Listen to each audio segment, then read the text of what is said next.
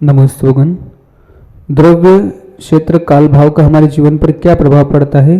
उदाहरण के लिए महाभारत युद्ध के लिए कुरुक्षेत्र को ही सभी लोगों ने क्यों चुना था? कुरुक्षेत्र में ऐसी क्या विशेषता थी जो महाभारत युद्ध के लिए कुरुक्षेत्र को ही चुना? ये तो हमने भी देखा। वो एक कहानी आती है श्रवण कुमार की भी। श्रवण कुमार अपने अंधे माँ बाप को निकले तीर्थ यात्रा कराने के लिए, लेकिन जब वो उस तरफ बागपत तरफ महाभारत की भूमि में पहुंच गए तो अपने बाप को वहीं ज़मीन पर छोड़ दिया और बोले कि तुम अंधों को लेके घूमते घूमते मेरी तो ज़िंदगी बर्बाद हो गई। तो उनने कहा कि बेटा जब यहाँ लाए हो, माता पिता समझदार बुजुर्ग थे, उनने सोचा कहीं ना कहीं ज़मीन का दोष है। तो उन्होंने कहा बेटा जब तक यहाँ लाए हो तो ऐसा करो थोड़ा और छोड़ दो आगे, फिर तुम चले जाना। और जैसे ही थोड़ा आगे गए वो ज़मीन बदली तो क्षमा मांगने लगा, ओहो मैंने माँ बाप आपको क्या क्या बोल दिया। तो उनने कहा बेटा ये तुम्हारा दोष नहीं है, ये उस ज़मीन का दोष है।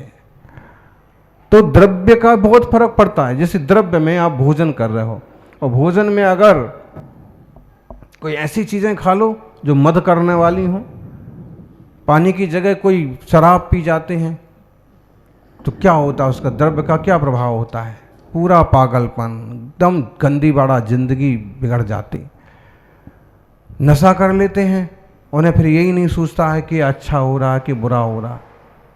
द्रव्य का प्रभाव, क्षेत्र का प्रभाव तो उदाहरण हमने आपको दिया। और हमारा खुद का दिल्ली चतुर्मास हुआ तो दिल्ली चतुर्मास में भी 2 बार खूब जोर से उठापटक संघ में अच्छे साधु शांत रहने वाले। फिर आगे हस्तिनापुर तरफ बिहार हुआ तो एक गांव में वहाँ पर भी एक दिन घंटे भर खूब परेड हुई, खूब गुस्सा।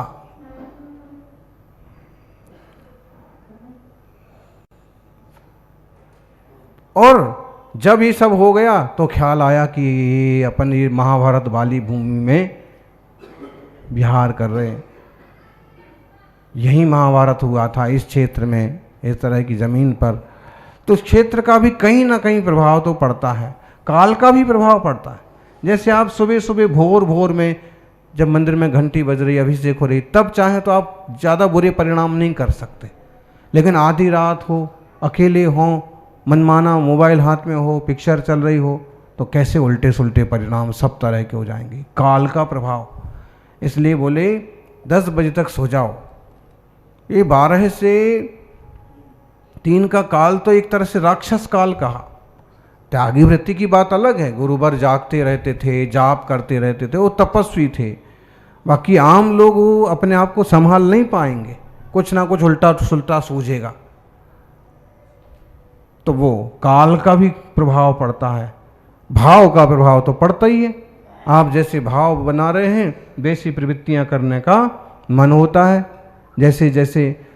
इसलिए खाने पीने में भी द्रव्य की संभाल करो। द्रव्य से मतलब शरीर पर पहने हुए कपड़े, द्रव्य का मतलब खाने पीने की चीज़ें, द्रव्य का मतलब है चलने फिरने के साधन, सब चीज़ें आएंगे द्रव्य में। और क्षेत्र में जगह, आप मंदिर में बैठे हो कोई दिक्कत नहीं, मंदिर की बजाय अगर कहीं होटल में बैठे हो कुछ के कुछ परिणाम हो जाएंगे। गुरु महाराज के चरणों में बैठे हो कोई बात नहीं, वही कहीं किसी और जगह बैठे हो तो उसका कुछ प्रभाव हो जाएगा। तो द्रव्य, क्षेत्र, काल, भाव, सारी चीज़ों, चारों चीज़ों का प्रभाव पड़ता है, अच्छाई में भी और बुराई में भी। जैसे जब आप आहार दे रहे हैं तो द्रव्य भी शुद्ध है, क्षेत्र भी शुद्ध है, काल भी शुद्ध है, भाव भी शुद्ध है। एकदम सुकून का आनंद वाला जीवन बनता है और एक चेहरे पर एक तरह की अलग तरह की खुशी और मुस्कान होती है। ठीक है। और अगर कोई खराब चीज़ है तो उसमें भी कर्म के उदय में भी चारों चीज़ें चाहिए। क्या? कर्म के उदय में भी चारों चीज़ें चाहिए। जैसे आपको आज चांटे पड़ने वाले हैं, तमाचे पड़ने वाले, लेकिन आप मंदिर से गुरु महाराज के पास से घर ही नहीं गए, दिन ही बीत गया। मम्मी ने पूछा कि अभी तक क्यों नहीं आए, ऐसा कैसा वैसा। तो किसी ने सहेली ने जाके बताया कि तो सुबह से आज माला ही फेर रही है, तो आहार दे के आई तो वहीं बैठी है, और भाई साहब हैं वो वहीं स्वाध्याय महाराज जी के पास ही बैठे हैं। तो मम्मी भी सोचेगी अब कितनी अच्छी छोरी है, ऐसे अच्छा छोरा। हम वैसे ही गुस्सा करके तमाचे मारने की मूड में बैठे थे, ठीक है। तो क्या हुआ, काल चेंज हो गया। आप उस समय वहाँ उपस्थित रहते तो संभवतः मार पड़ती। द्रव्य चेंज हो गया, क्षेत्र चेंज हो गया, ये दूसरा क्षेत्र है, वो दूसरा क्षेत्र है, द्रव्य चेंज हो गया। ये चारों चीज़ों का फर्क पड़ता है। आपके अंतराय में भी मुनिराज को अंतराय आया। मान लीजिए अगर उस क्षेत्र में ना होते, दूसरे क्षेत्र में होते तो संभवतः टल सकता, हो सकता उस काल में ना होते, 1 घंटे आगे पीछे होते, हो सकता टल सकता था। द्रव्य की चीज, वो चीज शायद उनकी त्याग होती है अगर, तो उस अंतराय उस चीज में आया, टल जाता। तो इस टाइप से द्रव्य, क्षेत्र, काल, भाव प्रत्येक व्यक्ति के जीवन में कुछ ना कुछ असर, कुछ ना कुछ क्या बहुत असर डालते हैं। इसलिए बहुत सावधानी से अच्छे द्रव्य, अच्छे क्षेत्र, अच्छे काल, अच्छे भावों को चुनना चाहिए। चुनने का मौका हमारे पास है, लेकिन एक बार उसमें पहुंच गए फिर संभलना मुश्किल होता है। ओम नमस्ते भगवान। किसी परिवार ने प्रथम अभिषेक की बोली ली और उनके साथ कुछ दूसरे लोग चोरी से घुस गए, उन्हें कौन सा दोष लगेगा और उन्हें चोरी से अभिषेक करने का पुण्य भी लगेगा, पुण्य मिलेगा क्या? देखो, किसी परिवार ने बोली ली और कोई उनके साथ घुस गए। अब घुसपैठ तो बोलो यहाँ भी बहुत होती है, चौका किसी का रहता है और हीरो कोई बन जाता है। अब जब पड़गाहन को बेचारे वो खड़े होते हैं तो 2-4 जने होते हैं, और बड़े महाराज पड़क गए तो आप उनकी संख्या 25-30 में पहुंच जाती है।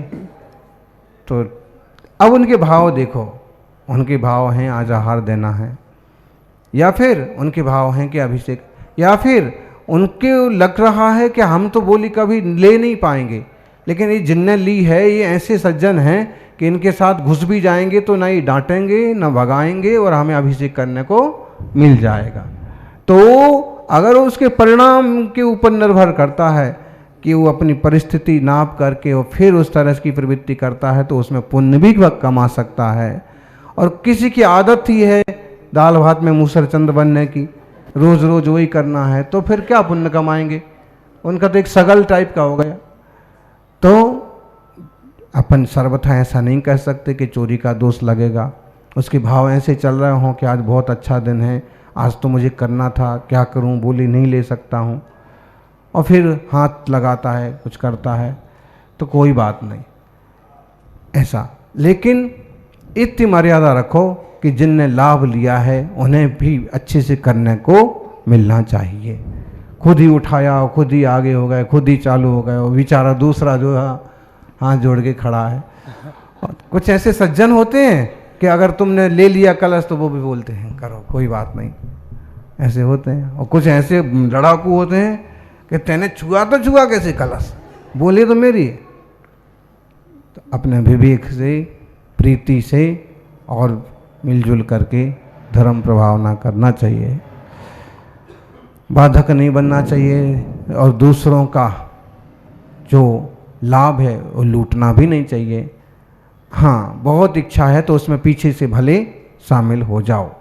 ओम नमस्ते भगवान। रमीला देवी रजावत उदयपुर से। अच्छा, गामड़ी में आदिनाथ भगवान की आंखें बंद है, उसमें कोई दोष लगता है क्या? आदिनाथ भगवान की आंखें बंद हों कोई खास बात नहीं है, श्रावकों की आंखें खुली रहना चाहिए। हाँ, कोई प्रतिष्ठाचार्य जी आके देखें और आँखों में कोई मूर्तिकार की तरफ से कमी रह गई है या पुरानी मूर्ति में घिस गई हैं आँखें, तो उनका कोई जो जो विधि विधान से आँखें वगैरह बनाना होता है वो करवा लें। बाकी श्रावकों को भक्ति भाव से पूजा करते रहना चाहिए। ओम। नमस्तुभन। आत्मा से राग द्वेष मोह कैसे कम करें, क्रोध आदि कषाय कैसे दूर हो, और काम भाव जो कि विश्व विजेता है, लेकिन आज जैसे ऋषि मुनि तपस्या ने जीत लिया है, गुरुदेव हम वह कला हम भी जानना चाहते हैं, हम भी इन विभावों से मुक्त होना चाहते हैं, हमारी संकल्प शक्ति कम है, गुरु हम कैसे आपके पद चिन्ह पर चलने की क्षमता प्राप्त करें। हमारे पद चिन्हों पर चलने की क्षमता कैसे प्राप्त होगी, हमारी जैसा बनना पड़ेगा, ऐसे त्याग करना पड़ेगा। देखो हमारे पद चिन्हों पर चलने वाले तो सब घर द्वार छोड़ करके और यहाँ बैठे हैं।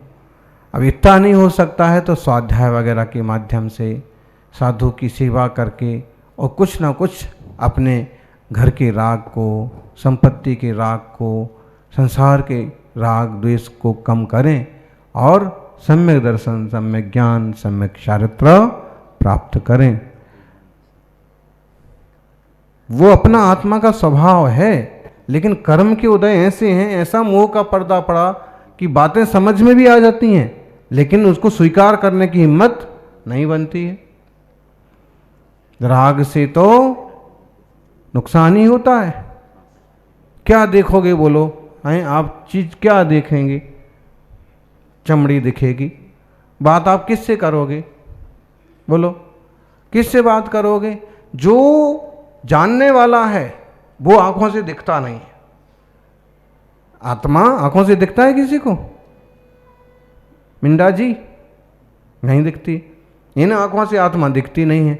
अब हम बात करें तो किससे करें, समाधि तंत्र में इस पर, और आज ज्ञानार्णव में इसी पर बड़ा अच्छा श्लोक निकला कि ज्ञानी ऐसा जान के मौन हो जाते हैं कि जो शरीर दिखते हैं वे कुछ जानते नहीं हैं, जो आत्मा दिखता नहीं है, जो जानता है वो आत्मा दिखता नहीं है, मैं किससे बात करूं।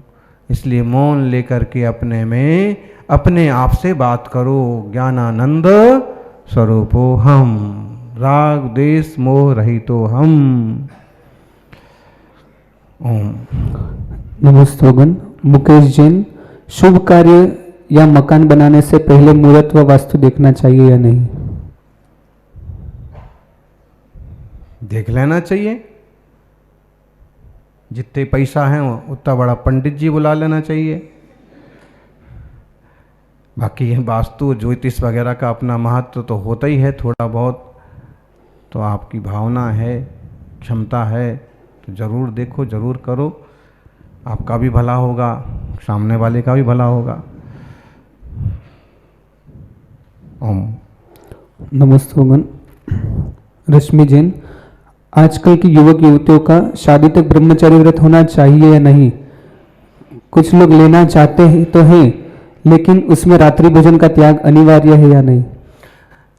गृहस्थों में, सादा बेटे बेटियों में, छोरे छोरियों में जो ब्रह्मचर्य की परिभाषा है वो सिर्फ इतनी सी मानो आप कि जैसे कई बच्चे आकर के बोलते हैं महाराज जी शादी तक का ब्रह्मचर्य व्रत, उसमें सीधा सीधा उनका उद्देश्य रहता है कि किसी गैर व्यक्ति से किसी तरह का शारीरिक उलझन नहीं पालेंगे, स्पर्श आदि नहीं करेंगे। किताब लेना है ले ली, बात करना है कर ली, ऐसा। और बाकी जिससे मन बिगड़ता है, बुद्धि बिगड़ती है, जिससे काम वासना होती है, वैसे काम वैसे परिणाम नहीं करेंगे। बस इतना है उनका, ये सादा ग्रस्तों का नियम। उसमें उन्हें रात्रि भोजन त्याग करना अनिवार्य नहीं है। मान लीजिए कि वो हॉस्टल में है और उसको भोजन ही 9 बजे मिल रहा, क्योंकि कई हिम्मत वाले ऐसे हैं कि वो नहीं करते हैं, या तो पहले भोजन बनवा लेते हैं या सुबह का ही रख के शाम को 5 बजे 4 बजे निपट लेते हैं।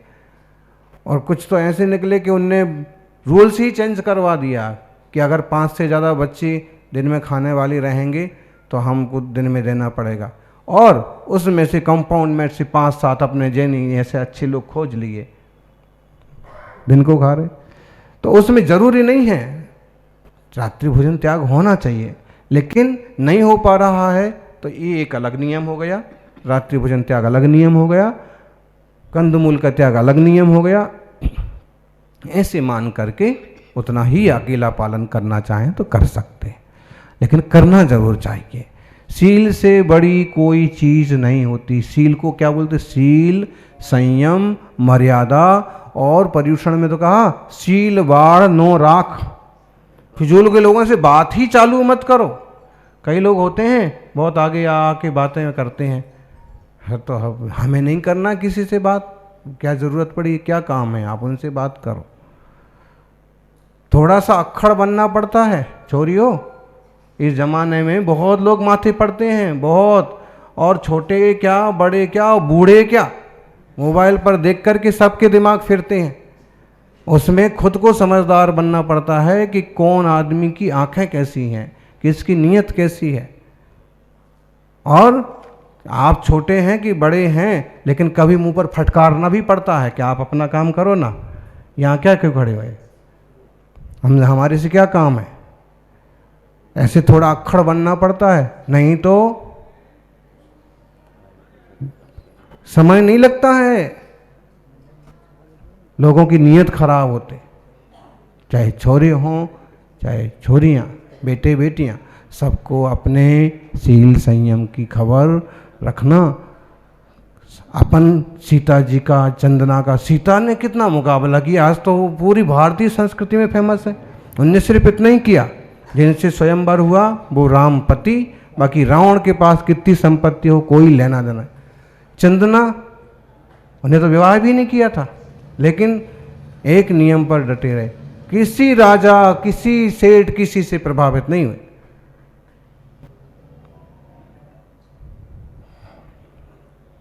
वो अपन समझ, अंजना कोई बूढ़ी बूढ़ी महिलाएं नहीं थीं, राजकुमारियां थीं, छोरियां। ऐसे ही सुदर्शन सेठ का उदाहरण आता है, सेठ थे युवा, लेकिन उन्होंने अपने व्रतों की रक्षा करना सबका कर्तव्य है।